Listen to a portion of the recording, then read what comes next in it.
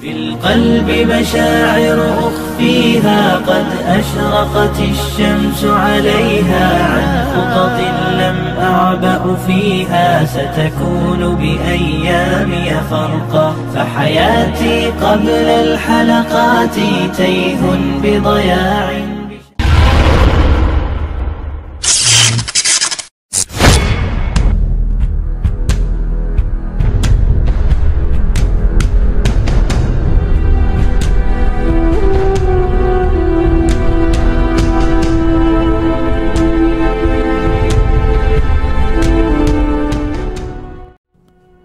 Assalamualaikum warahmatullahi wabarakatuh.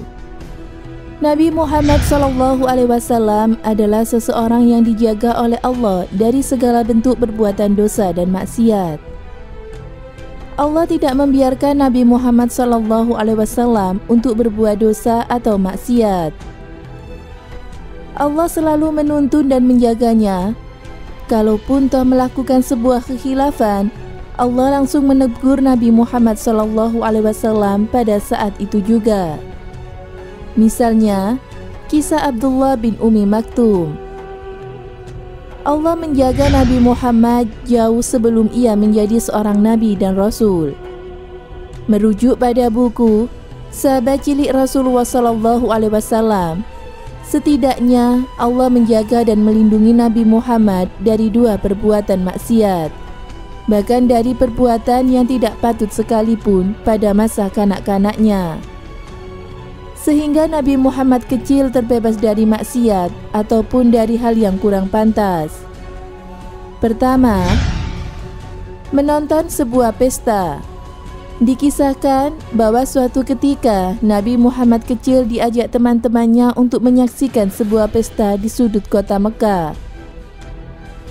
Awalnya, Nabi Muhammad SAW menolak ajakan teman-temannya itu.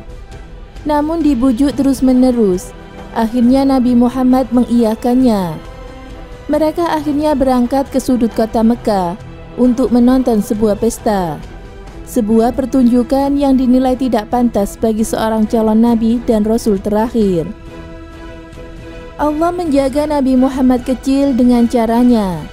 Ketika sampai di tempat acara, Nabi Muhammad kecil mengantuk berat hingga akhirnya tertidur. Semua teman-temannya yang lain bermain-main, Nabi Muhammad tetap tidur pulas, sehingga mata dan telinganya terbebas dari pertunjukan buruk ala jahiliyah.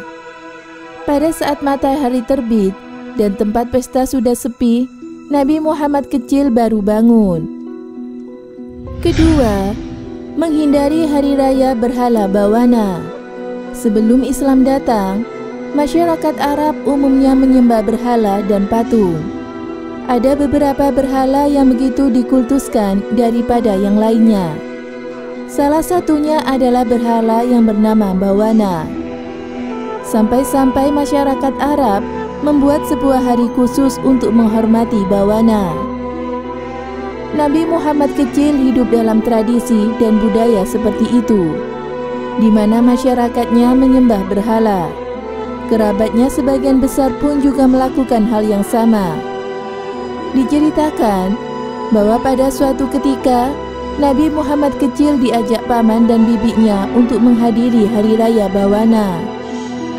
Mungkin karena sungkan kalau menolak, akhirnya Nabi Muhammad kecil ikut bersama paman dan bibinya dengan terpaksa. Lagi-lagi Allah menjaga Nabi Muhammad SAW dari perbuatan maksiat dan tidak pantas dengan caranya sendiri. Pada saat tiba di tempat acara ritual, Nabi Muhammad kecil tiba-tiba merasa ketakutan hingga wajahnya pucat dan tubuhnya gemetar. Akhirnya ia segera menjauh dari kerumunan. Setelah mendapatkan penjelasan dari Nabi Muhammad kecil bahwa ia melihat sosok yang menakutkan dan mendorongnya ke belakang setiap kali mendekati berhala tersebut, paman dan bibinya akhirnya membiarkan Nabi Muhammad kecil untuk jauh-jauh dari berhala.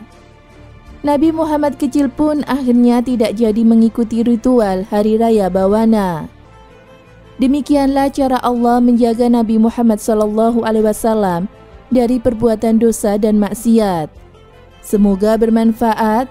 Wallahu a'lam bishawab.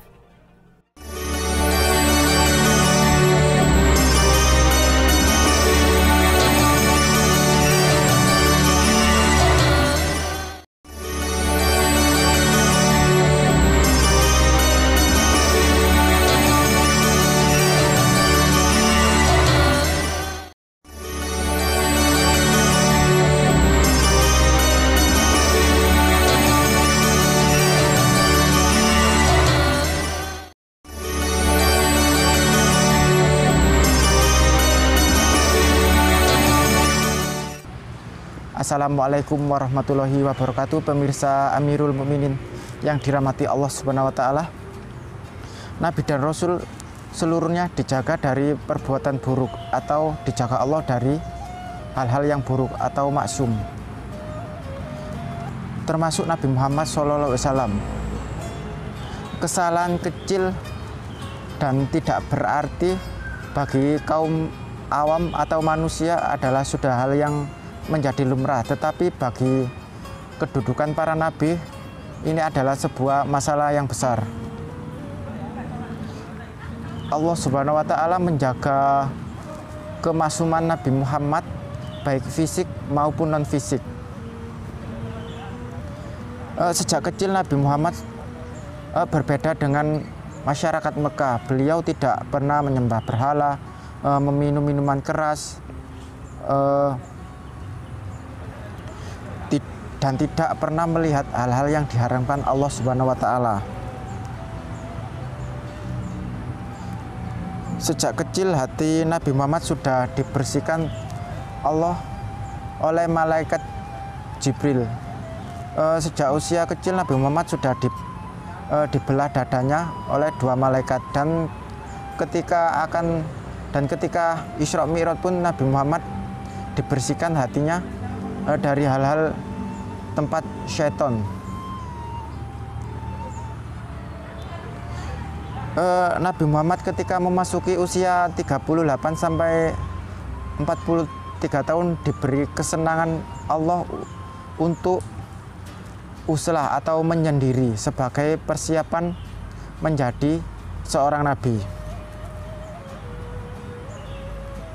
Dan pada akhirnya di usia yang ke-40 tahun malaikat Jibril mendatangi Nabi Muhammad di Gua Hiro dengan menurunkan surah Al-Alaq ayat 1-5 sebagai penanda pengangkatan kerasulan Nabi Muhammad SAW. Semoga memberi manfaat. Wassalamualaikum warahmatullahi wabarakatuh.